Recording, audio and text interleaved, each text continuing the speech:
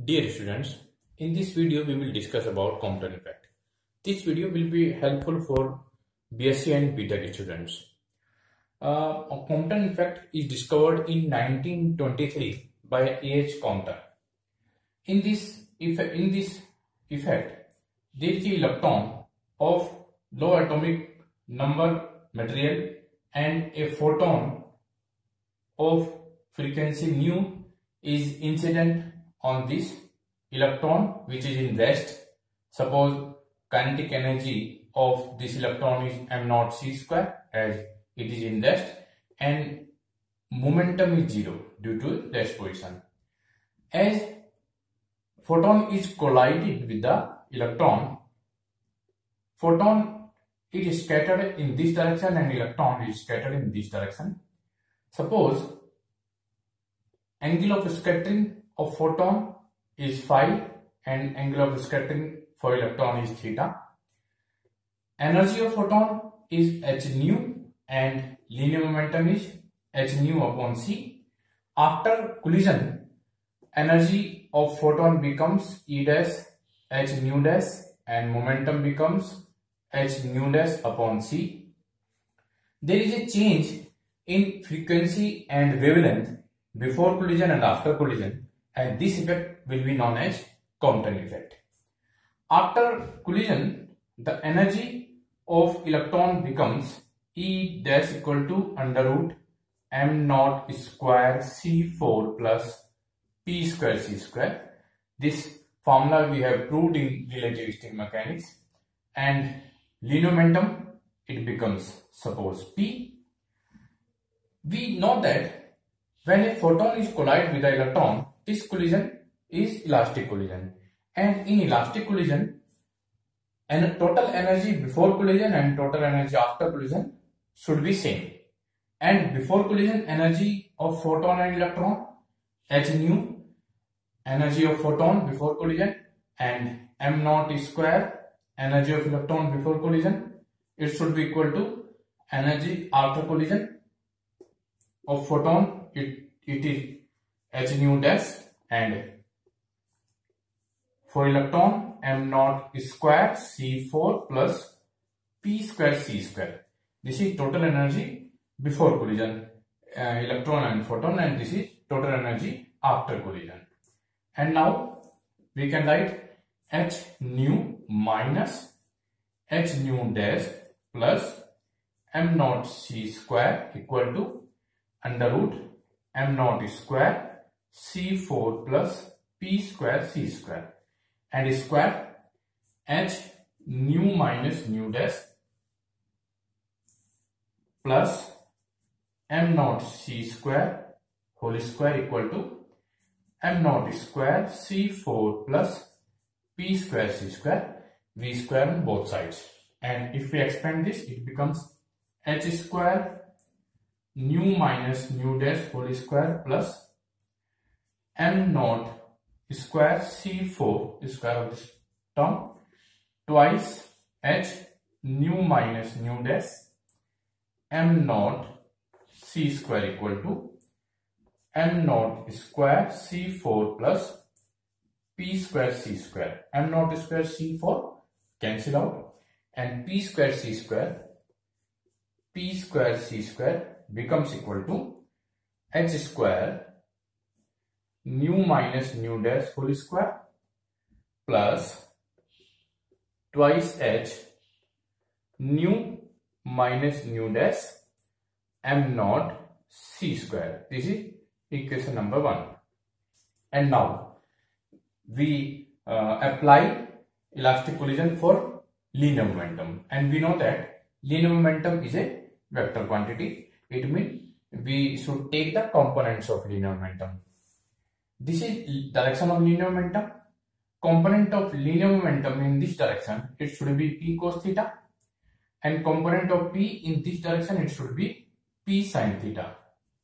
And similarly, linear momentum of photon p dash in this direction, it should be p dash cos phi, and in this direction it should be p dash sin phi.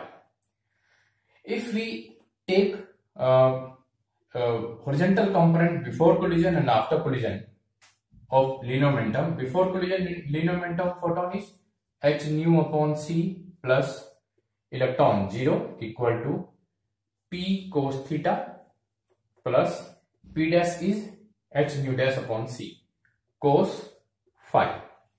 These are the horizontal component of linear momentum before collision and horizontal component after collision. And we can write h nu upon c minus h nu dash upon c cos phi equal to p cos theta. Similarly, we can take vertical component. Before collision, there is no vertical component of photon and electron. It means for electron, vertical component is 0, and for photon, vertical component is 0 before collision, and after collision, it is p dash we can write h nu dash upon c sin phi minus p sin theta, and we can write h nu dash upon c sin phi equal to p sin theta. Equation number second and equation number third. Now we can square and add these two equations, second and third. And if we square and add, then it becomes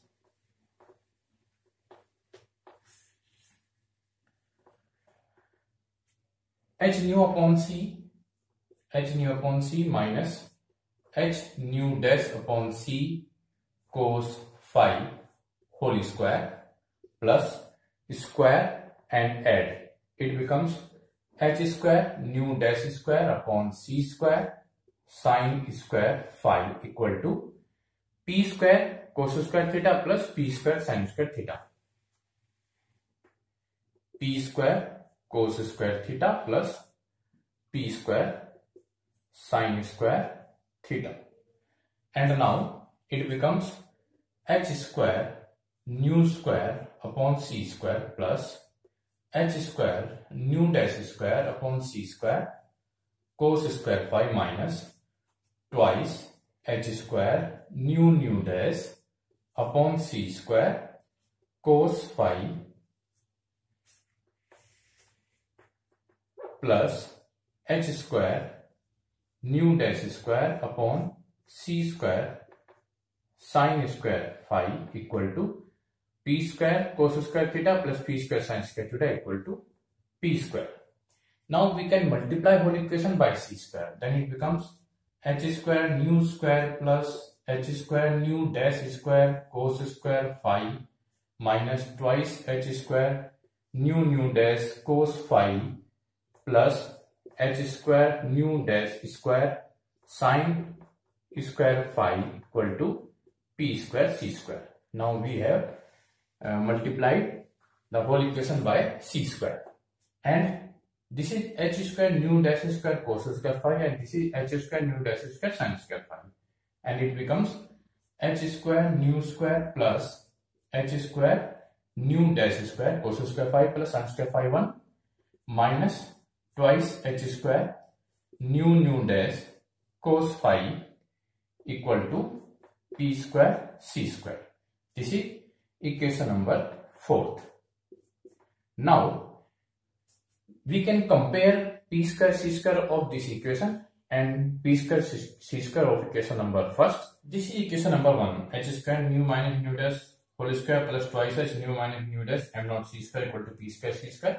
Now if we solve it, h square nu minus nu dash means h square nu square plus h square nu dash square minus twice h square nu dash plus twice h nu m naught c square minus twice h nu dash m naught c square equal to p square c square. Now we compare equation number 1 and equation number 4. This is equation number 1, p square c square of equation number 1, and this is equation number 4th. And if we compare both, now h square nu square cancel out, h square nu dash square cancel out, minus twice h square nu minus twice h square nu dash plus twice h nu m naught c square minus twice h nu dash m naught c square equal to minus twice h square nu dash cos phi. And now we divide whole equation by h square divided by h square. H square cancel out, and here 1h cancel out, 1h cancel out, h square cancel out, and 2 cancel out. Minus nu dash plus nu m naught c square upon h minus nu dash m naught c square upon h equal to nu dash cos phi. And we can write nu equal to c upon lambda, we know that it, and nu dash equal to c upon lambda dash. If frequency of photon is nu, then wavelength is lambda, and frequency if becomes nu dash, then wavelength becomes lambda dash. And we can write nu means c upon lambda, nu dash means c upon lambda dash, plus we can write this nu c upon lambda m naught c square upon h minus again nu dash c upon lambda dash m naught c square upon h equal to nu c upon lambda, nu dash is c upon lambda dash cos phi. Now we can cancellate c square, c into c, c square, c square, c square, c into c, c square, and this term becomes minus 1 upon lambda dash plus m naught c upon h, m naught c upon h lambda minus m naught c upon h lambda dash equal to cos phi upon lambda dash, and it becomes m naught, if we shift it here, m naught c upon h.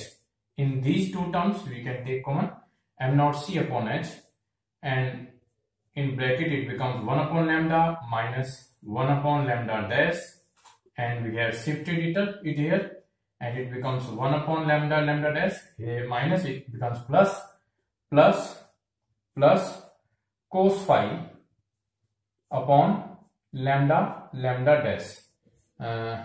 It should be minus, it is minus, it should be minus and minus. Now if we take LCM in this term in the form of lambda dash, it becomes m naught c upon h lambda dash. It is lambda dash minus lambda equal to lambda dash. In numerator it becomes 1 minus cos phi, lambda dash cancel out, and m naught c upon h lambda dash minus lambda equal to 1 minus cos phi, and